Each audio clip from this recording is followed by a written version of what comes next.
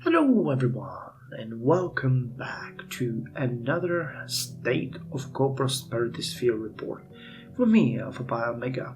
This one is the third one and it deals with 1964. And boy, what a year it was. Our technocratic government led by Kaya Okinori has collapsed like a house of cards, and I'll admit that it is my fault. I was expecting the game to give us a little bit more time to deal with the economy instead of forcing us immediately to focus on politics. And it didn't. It didn't, which, thinking about it, is actually very realistic. When you look at the real-life examples, the governments that are elected during times of crisis or economic downturn usually don't get re-elected.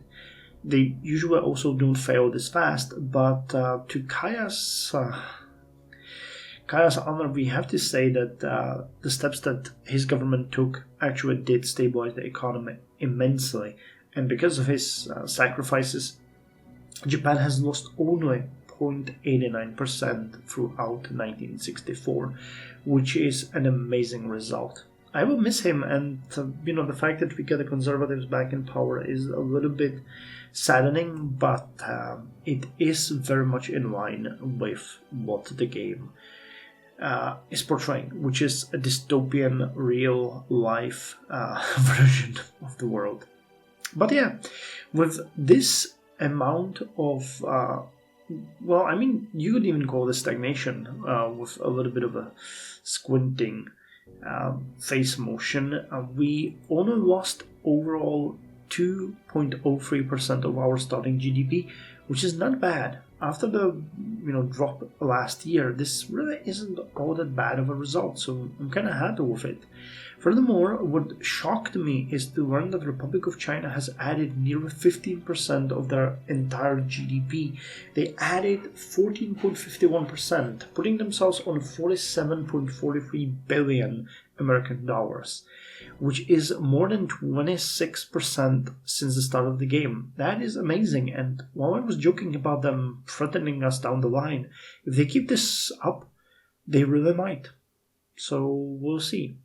Further in line, Empire of Manchuria, after the disastrous 1963, they managed to turn things around and return to growth. Even if it's a meager growth of 0.83%, it signals economic rejuvenation, and I'm happy to see that. We'll see what next year is going to bring.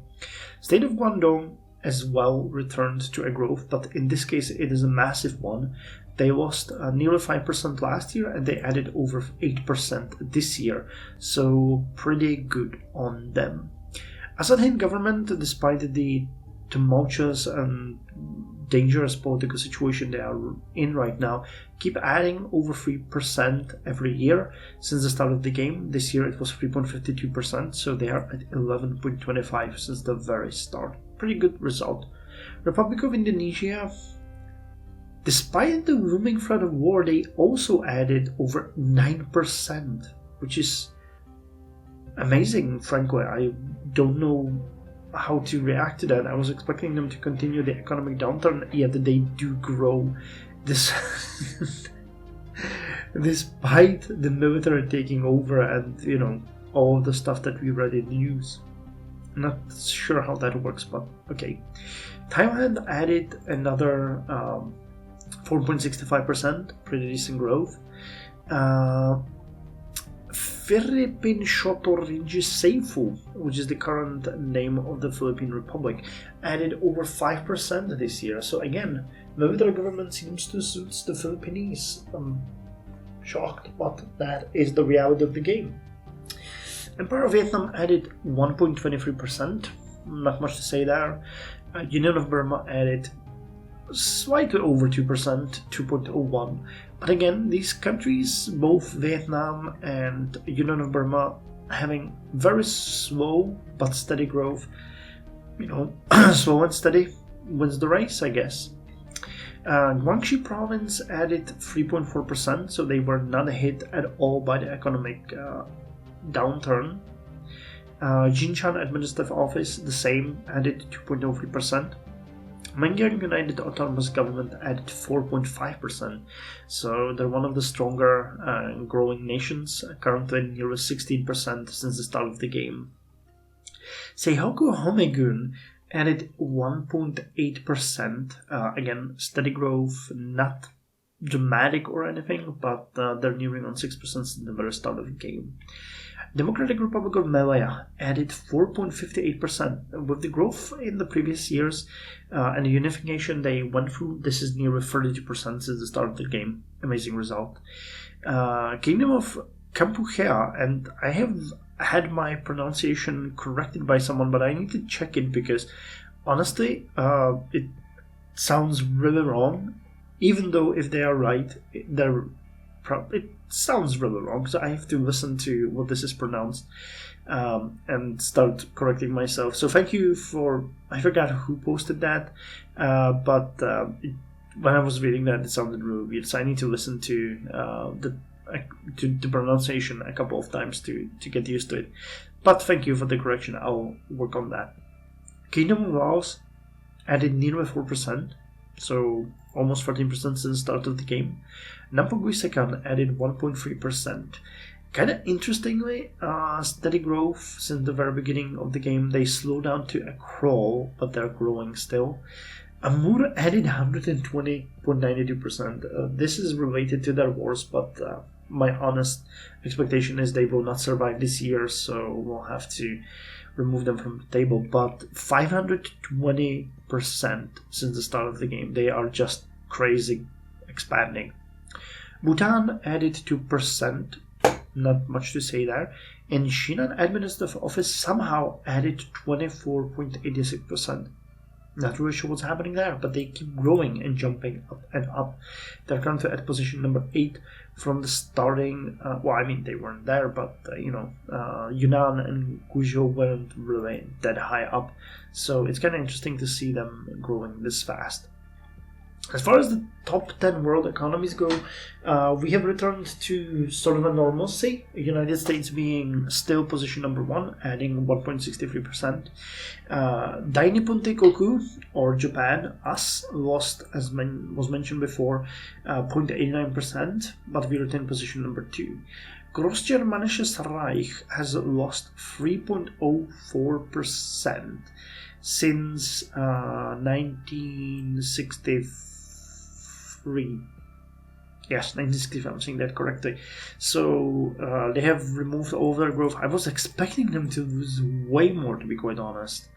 But this is what they suffered. So yeah, they're really not that far away from us. So we'll see if they manage to return to growth next year or if they're going to continue dropping. But considering they keep expanding the Einheitspact, they might return to strong growth very soon. I mean, they didn't have it at all in the beginning of the game, so I don't know why I say return to strong growth, but we'll see.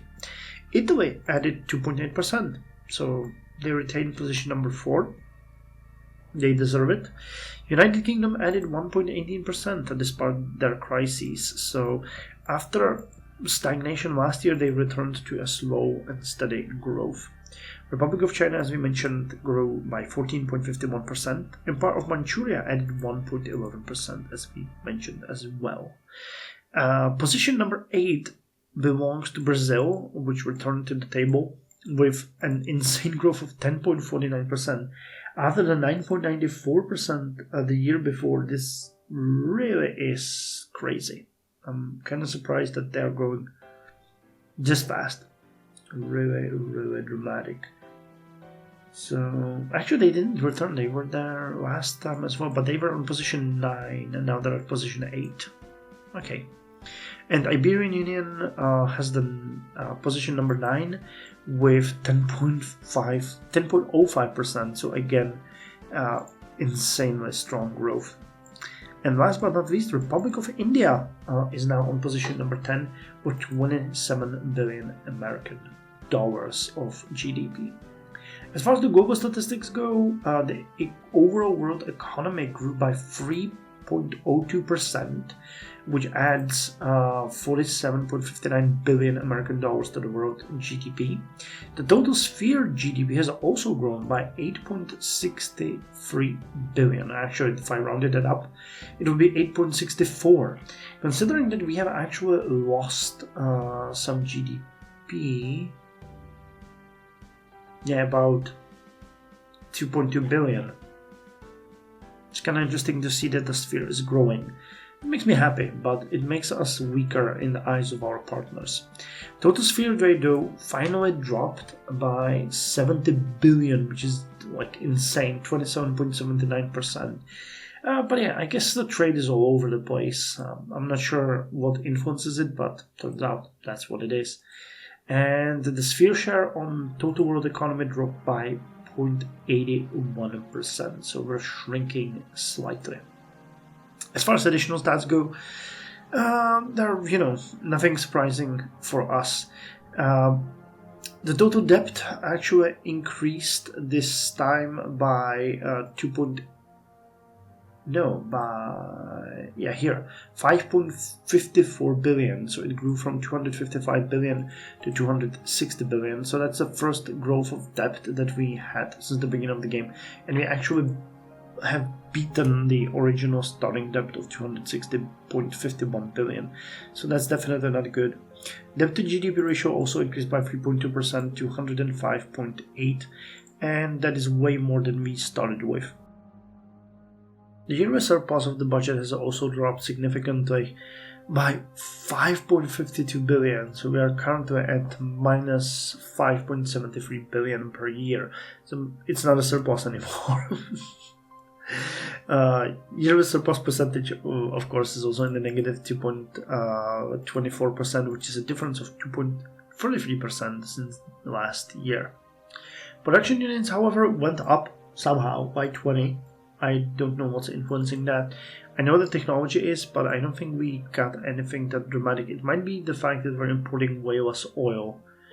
I guess that could make such a big difference. But I thought it was last year when we got those, which negated the drop in GDP.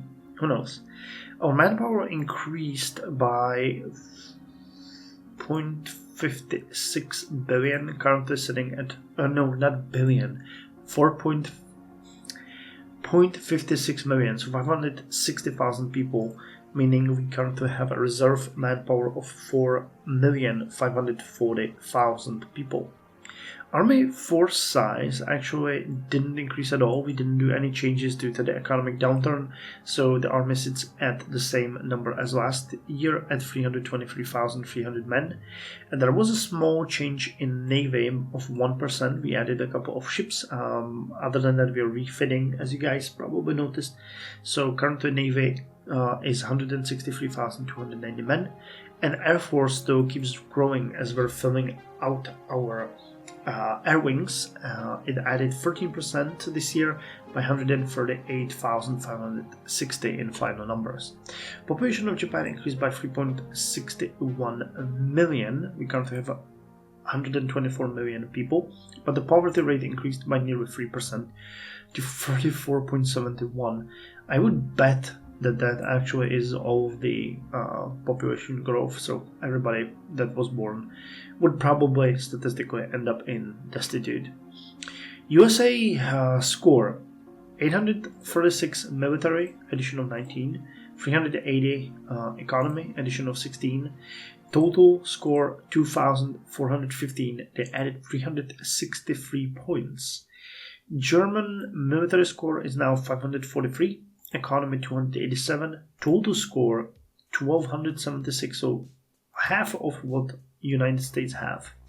And our score, Japan military increased by 10 to 618, economy 388, we added 34, I don't know how. I guess that might come from the sphere, basically. And the score of Japan total 1,871, we added 63. Well, and the political statistics are not great. Approval of House of Peers dropped by 10% compared to last year, but again, a whole government failed and we got a new one, so currently at 45%. We need to get it above 50 as fast as possible. Public approval is up though by 7% to 37%, and government stability dropped by 19% to 46%. Overall, this year was a stabilization year. I think that the fact that the entire sphere, or the co-prosperity sphere, is growing is great, though I'm not sure what the future of Japan holds itself. We need to make sure that the conservatives stay in power because we need a stable government, and once we get a stable government, we can continue working on the economy and on strengthening our position in regards to the outside world, but also compared to the actual members of the sphere, because I don't like the fact that everybody is growing. Well, actually, literally everybody grew this year except us. Now that I'm looking at it, I didn't realize. That's depressing. That's really goddamn depressing.